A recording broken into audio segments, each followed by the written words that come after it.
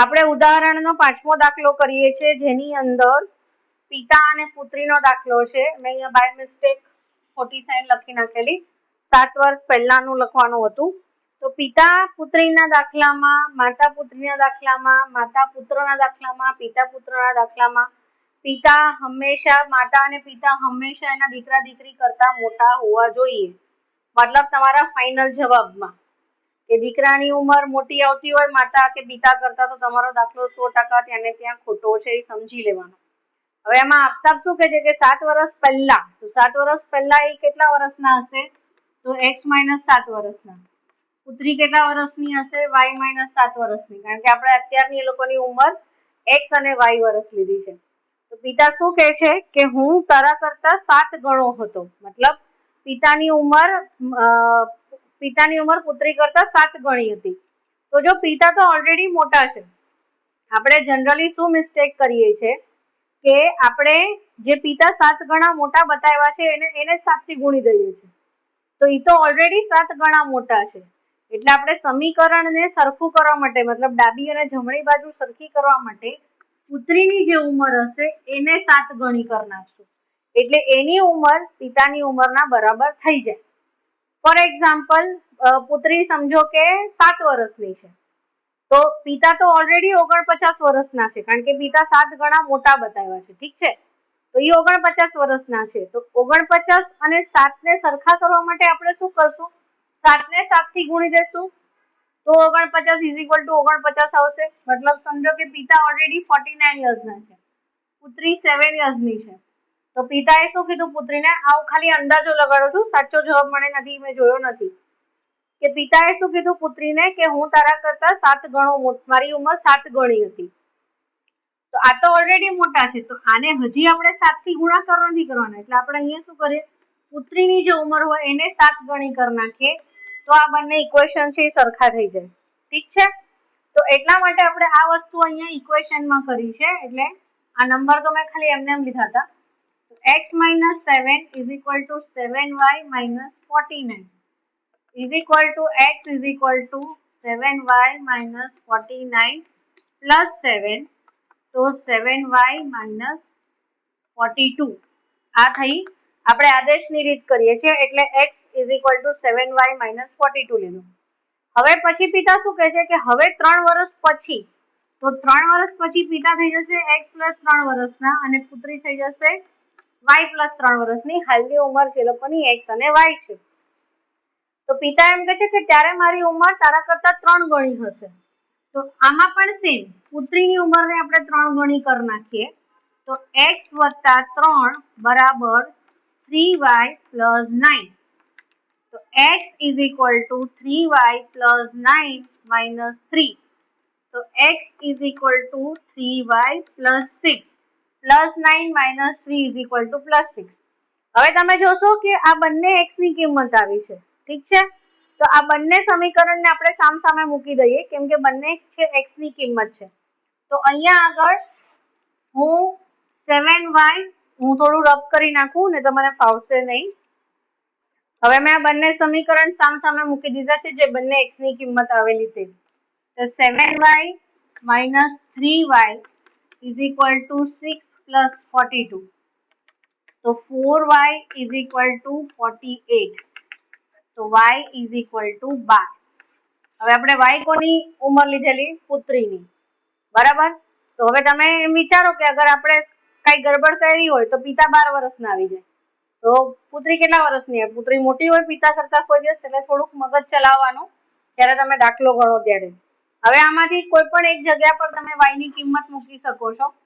તો 3 × 12 + 6, તો 12 × 36 + 6, એટલે પિતાની ઉંમર આવશે 42 વર્ષ.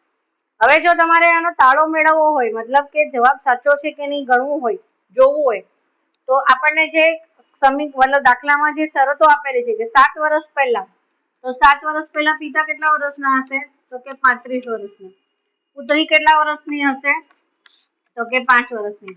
થઈ ગયા પિતા 7 વર્ષના, 7 ગણા, સોરી પિતા 7 વર્ષના ન હોય, 5 + 7 = 35, થઈ ગયા પિતા 7 ગણા. પછી 3 વર્ષ પછી, તો 3 વર્ષ પછી પુત્રી કેટલા વર્ષની હશે? તો કે 15. અને પિતા કેટલા વર્ષના હશે? તો કે 45. તો જો 15 તેરી 45, 15 ગુણ્યા 3 કરો તો 45 થાય. તો થઈ ગયા પિતા 3 ગણા. તો આવી રીતે તમારે તાળો મેળવી શકો. આ હતું ત્રીજા ચેપ્ટરનું દ્વિચલ સમીકરણનું ઉદાહરણ નંબર 5. હવે છઠ્ઠું ઉદાહરણ જે છે એમાં પેન્સિલ અને રબરની કિંમત શોધવાની છે કે અમુક પેન્સિલ તમારે એક પેન્સિલ અને એક રબરની કિંમત શોધવાની છે. તો આપણે પહેલા એમ ધારીશું કે પેન્સિલની કિંમત x રૂપિયા છે અને રબરની કિંમત y રૂપિયા છે, બરાબર. દ્વિચલ સમીકરણ છે એટલે તમારે બે વેરિયેબલ લેવાના રહેશે અને જ્યારે વર્ગાત્મક સમીકરણ એટલે દ્વિઘાત સમીકરણ આવશે ત્યારે એક જ ચલના દાખલા કરવાના આવશે. તમારે દાખલા પરથી રકમ પરથી દાખલો ઓળખવાનો રહેશે કે દ્વિચલ છે કે વર્ગાત્મક છે, મતલબ દ્વિઘાત છે કે દ્વિચલ છે એ નક્કી કરવાનું રહેશે. એટલે જ્યારે દ્વિઘાતનું ચેપ્ટર કરશું ત્યારે હું તમને સમજાવતી જઈશ. આની અંદર કોઈ પણ તમને બે યુનિટ્સ આપેલા હશે, મતલબ એક પેન્સિલ અને એક રબર આપ્યું છે, પિતા અને પુત્રી આપ્યું છે, પછી ક્ષેત્રફળના દાખલા, એ બધા દાખલામાં આપણે હંમેશા બે ચલ લેવાના રહેશે એટલે કે દ્વિચલ રહેશે.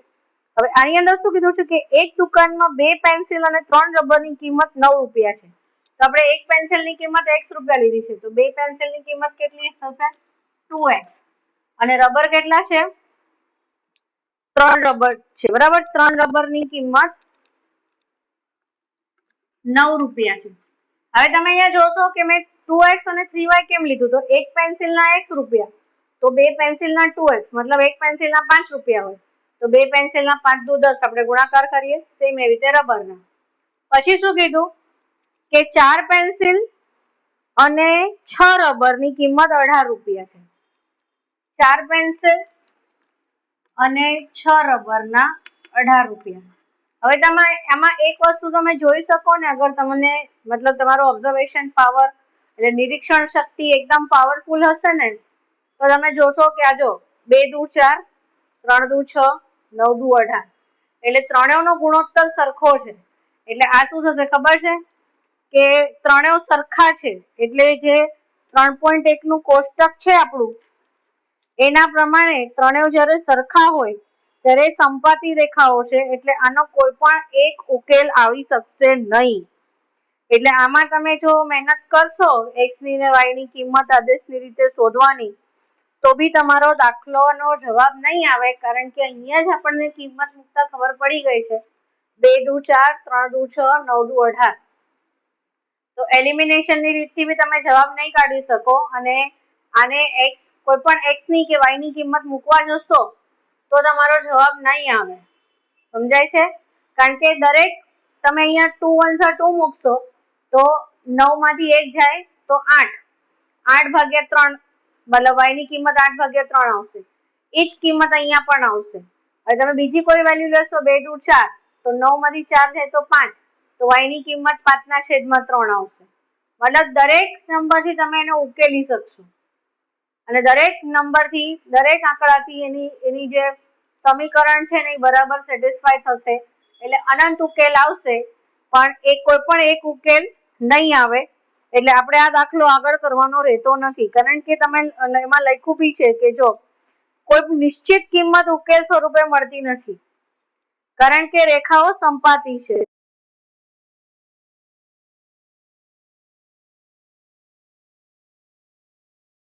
અનંત ઉકેલ છે. એક પેન્સિલ અને એક રબરની અનન્ય કિંમત શોધી શકતા નથી, મતલબ ડિફરન્ટ કોઈ એક કિંમત નથી શોધી શકતા. માટે આ દાખલો આપણે આગળ કરવાનો રહેતો નથી. હવે રેલવેના બે પાટાના સમીકરણ x + 2y - 4 અને 2x + 4y - 12 છે દ્વારા દર્શાવેલા છે. શું રેલવેના બે પાટા એકબીજાને છેદશે? તો આની અંદર આપણે મૂકીને જોઈ લઈએ કે શું જવાબ આવે છે. હવે આ સમીકરણને પણ જ્યારે તમે જોશો કે સમીકરણ 1 ઉપરથી x ને y ના સ્વરૂપમાં સમીકરણમાં મૂકતા, મતલબ અહીંયા આગળ એક ખાલી x છે તો અહીંયા આપણે x = આ બંને આ બાજુ લઈ જઈએ તો -2y + 4 જવાબ આવશે. આમ જોવા જઈએ તો આ બધું કરવાની મતલબ એક્ઝામમાં જરૂરત નહીં પડે, કારણ કે આ વિકલ્પનો પ્રશ્ન છે. તો આમાં તમારે જો x નો અને y નો ગુણોત્તર સરખો આવે છે, 1/2, 2/4 છે એટલે 1/2, પણ c સરખું નથી. a/b અરે a1/a2 અને b1/b2 સરખા છે, પણ c1/c2 સરખા નથી, એટલે સમાંતર રેખા છે, એટલે આનો કોઈ પણ ઉકેલ તમને મળશે નહીં. હવે આમાં જો આ x ની કિંમત જે છે ને આપણે અહીંયા મૂકીએ, -2y + 4 + 4y - 12 = 0. તો -4y + 8, 2 દૂ 4, 2 ચોક 8 + 4y - 12 = 0. હવે તમે અહીંયા જોશો, જો આ બંને કટ થઈ ગયા. હવે +8 - 12, તો -4 = 0. આ વસ્તુ પોસિબલ છે કે 0 અને -4 કોઈ દિવસ સરખા હોય? એનો મતલબ આનો કોઈ ઉકેલ નથી. એટલે જ તમને એ બી ખબર છે કે રેલવેના પાટા કોઈ દિવસ છેદે, જે બે પાટા પર ટ્રેન ચાલતી હોય એ છેદે નો છેદે, એ સમાંતર જ હોય. તો એ આપણને આ સવાલ પૂછ્યો છે. બરાબર છે? એટલે આ હતા ઉદાહરણના દાખલા 5, 6 અને 7. આના પછી સ્વાધ્યાય 3.2 ચાલુ થશે, એના હું નવો વિડીયો બનાવીશ. Okay, so by.